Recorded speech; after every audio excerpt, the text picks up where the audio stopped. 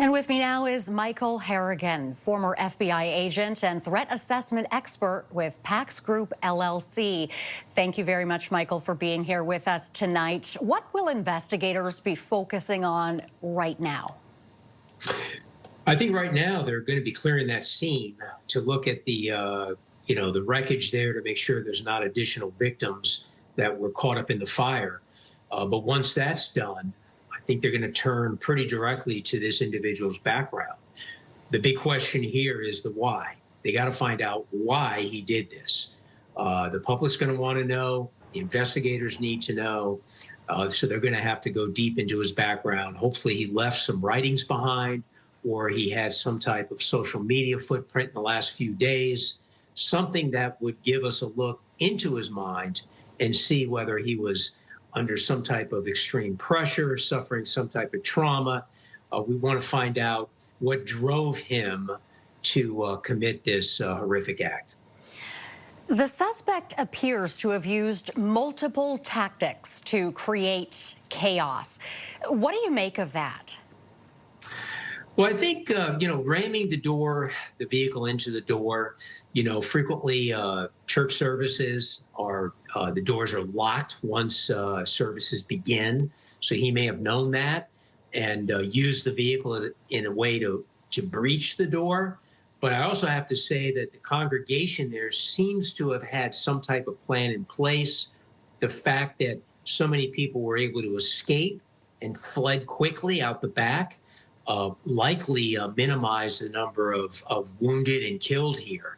But I think that that vehicle was simply to breach the doors, and then he came out with the firearm. The question would be, after the shooting, why did he burn the place? That's something we don't see that often in these type of incidences, is the attempt to use arson, because it wouldn't be so much to cover evidence, I wouldn't think. But he had some type of fixation there in which he wanted to use fire to cause additional damage to that venue. What will be the biggest challenges in this investigation? I think the biggest challenge is going to be really getting his background lined up.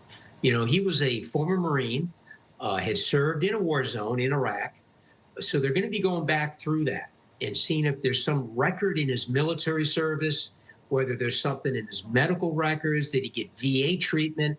Was he possibly suffering from PTSD because of his experiences in a war zone?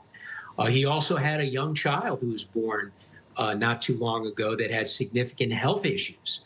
So the question will be is how that all came together. But it's really going to be looking for the social media footprint. Friends and family are going to be important here to give their input into maybe his state of mind and how he may have changed over the last days, weeks, or months, things he would have told them. But that really all comes back to the why. They're really going to want to know why he did this, why he targeted that specific church, and really what drove him to do this. How crucial is that to find out the motive, to find out the why? I think it's very important, because there's always a threat of this type of violence in society. And I think when the public knows the why behind it, it helps them a bit to put their head around this situation. Whether he was suffering in some way, whether he had a dislike for maybe that particular church, some fixation. But that's extremely important because the public wants to know that this was, or needs to know, hopefully this was an isolated incident. There's one person acting out on his own, hopefully not in concert with others, and that it's resolved. He lost his life, and that hopefully that's the end here, because what has to happen next is the community and that congregation needs to heal. That's the hard part. But knowing why this happened helps them find closure and move on. Michael, thank you very much for this. It was great getting your insights this evening.